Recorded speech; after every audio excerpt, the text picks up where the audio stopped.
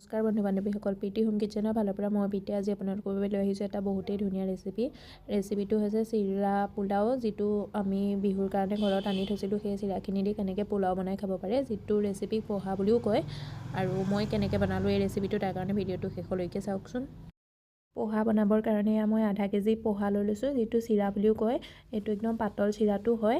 আৰু এয়া মই এটা বিলাহী কাটি লৈছোঁ মিহিকৈ কাটি, আৰু এটা কেপচিকাম মিহিকৈ কাটি লৈছোঁ, আৰু এটা পিঁয়াজ ডাঙৰ চাইজৰ মিহিকৈ কাটি লৈছোঁ।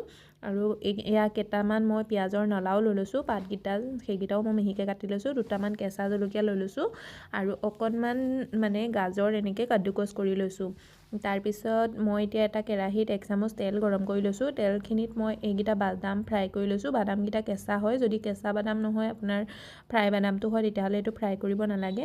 আৰু বাদামকেইটা মই ফ্ৰাই কৰাৰ পিছত বাদামকেইটা ফ্ৰাই হৈ যোৱাৰ পিছত মই সেইখিনি তেলতে দুটামান কাজু ফ্ৰাই কৰি লৈছোঁ। কাজুকেইটা মোৰ দুটা ভাগত ভাগ কৰা হয়, আপোনালোকে গোটা কাজুও দিব পাৰে বা যোনটো টুকুৰা কাজু হয় সেইটোও দিব পাৰে। আৰু এয়া বাদামখিনি ফ্ৰাই হৈ গ'ল।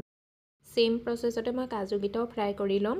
আৰু কাজুকেইটা ফ্ৰাই হৈ যোৱাৰ পিছত মই ইয়াত যিখিনি তেল বেছি হৈ আছিলে সেই এক্সট্ৰা তেলখিনি মই উলিয়াই ল'ম। আৰু উলিয়াই লৈ পেলাই 1 চামুচ তেল ৰাখিলেই হৈ যাব এই পোহা ৰেচিপিটোৰ কাৰণে। আৰু সেই তেলখিনিতে মই 1 চামুচ সৰিয়হ এড কৰি দিছোঁ। সৰিয়হটো মোৰ ক'লা সৰিয়হ হয়, আপোনালোকে বগা সৰিয়হো দিব পাৰে। আৰু কেইটামান মই নৰসিংহ পাতো এড কৰি দিছোঁ। আৰু নৰসিংহ পাতটো পোহাত দিবই লাগে, বহুতেই ধুনীয়া লাগে ইয়াৰ গোন্ধটো। আৰু এতিয়া মই পিঁয়াজখিনিও এড কৰি দিম। পিঁয়াজখিনি এড কৰি পেলাই অকণমান ফ্ৰাই কৰি ল'ম। এইটো বহুত বেছি ফ্ৰাই কৰিব নালাগে বা কালাৰ চেঞ্জ কৰিব নালাগে।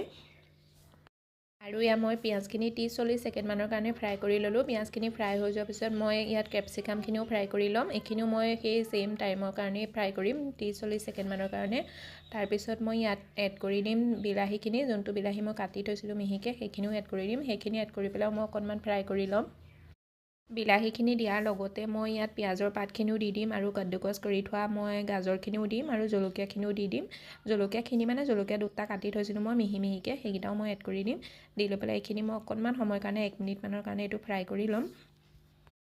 পোহাৰ এই ৰেচিপিটোত পিঁয়াজ আৰু কেপচিকামটো দিবই লাগে, তাৰ বাহিৰে বাকী চব্জিবোৰ আপুনি নিজৰ ইচ্ছামতে দিব পাৰে। আৰু ইয়াত মই নিজৰ সোৱাদ অনুসৰি নিমখ এড কৰি দিছোঁ, আধা চামুচ হালধি পাউডাৰো এড কৰি দিছোঁ।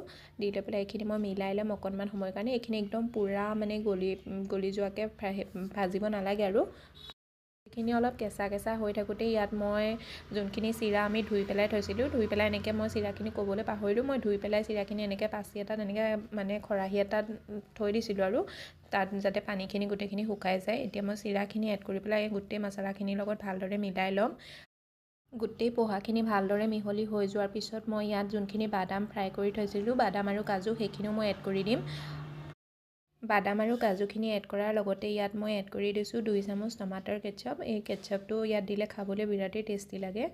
আৰু আপুনি ইচ্ছা কৰিলে এইটো নিদিবও পাৰে, নিদিলেও ভাল লাগে, কিন্তু মই 2 চামুচ টমাটৰ কেটচাপ এড কৰি দিছোঁ। এতিয়া মই এইখিনি মিলাই ল'ম ভালদৰে। আৰু এইটো একদম পূৰা খোলা খোলা হ'বৰ কাৰণে মই ইয়াত 1 চামুচ ভিনেগাৰ এড কৰিছোঁ। ভিনেগাৰৰ সলনি আপোনালোকে ইয়াত 1 চামুচ নেম্বু ৰসো এড কৰি দিব পাৰে, তেতিয়া এইটো পূৰা একদম খোলা খোলা হৈ যায়। আৰু এই পোহা ৰেচিপিটো অকণমান টেঙা ভাৱ এটাও আহে, খাবলৈ বিৰাটেই টেষ্টি লাগে।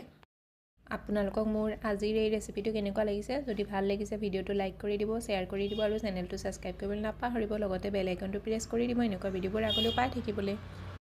পোহাৰ এই ৰেচিপিটো আপোনালোকে এনেকৈও ছাৰ্ভ কৰিব পাৰে, কিন্তু মই অকণমান আৰু টেষ্টি কৰিবৰ কাৰণে ইয়াত মই কেইটামান ভুজিয়া এড কৰি দিছোঁ। ভুজিয়াটো এড কৰিলেও খাবলৈ বিৰাটেই টেষ্টি লাগে। এই ৰেচিপিটো এবাৰ ট্ৰাই কৰি চাব, বহুতেই ভাল লাগিব খাবলৈ, আপোনাৰ ঘৰৰ সকলোৱে ভাল পাব। আৰু যিসকলে খাইছে তেওঁলোকেতো জানেই ইয়াৰ টেষ্টটো, আৰু যিসকলে নাই খোৱা এবাৰ ট্ৰাই কৰি জৰুৰ চাব, আৰু মোক জনাব কমেণ্টত কেনেকুৱা হৈছে।